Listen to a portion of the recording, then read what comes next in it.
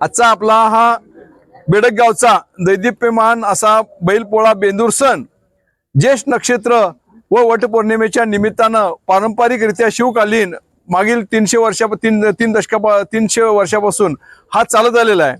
हा महाराष्ट्रातला आज बैल पळवण्याचा आणि हा वेगवेगळ्या पद्धतीचा हा पहिलाच मला वाटते महाराष्ट्रातला एकमेव असा सण असेल। ह्या सणामध्ये औचित्य असं आहे की बेडगावचे 18 पगड 12 बलुतेदार ह्या सर्व समाजाने मिळून हा सण साजरा होतो।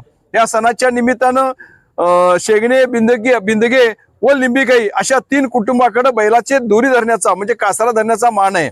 पुढचा कासरा उजवीकडचा डावीकडचा असा कासऱ्यांचे वगैरे मान आहेत।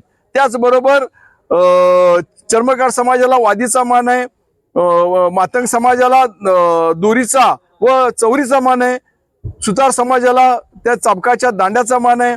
त्याचबरोबर असे सर्व समाजांना वेगवेगळ्या पद्धतीने मान सन्मान या ठिकाणी राखून हा बेडगावचा आपला हा बेंद्राचा सण साजरा होतो।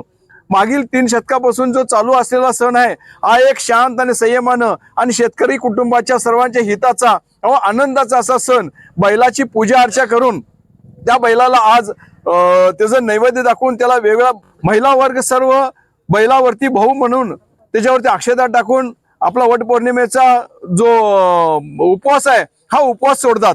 अशा पद्धतीनं आपल्या या शेतकरी कुटुंबियाचा महाराष्ट्रातला एक अत्यंत चांगला आणि एक सोहळा हा साजरा होतो। या निमित्तानं बेडगावच्या राजवाड्यामध्ये हा बैल पहिला पूजाला जातो राजवाड्यामध्ये। त्या ठिकाणी बेडगावचे सरपंच उपसरपंच सर्व सदस्य मंडळी हे त्या ठिकाणी पूजा अर्चा करतात। पूजा अर्चा केल्यानंतर गावच्या वेशीमध्ये बैल जाऊन तिथून तो पळत जाऊन पोलीस पाटलाच्या घरामध्ये म्हणजे आमच्या घरामध्ये तो उडी मारण्याचा जो मागं माझ्या जो दरवाजा दिसतो हा या ठिकाणी 7 पायऱ्या होत्या।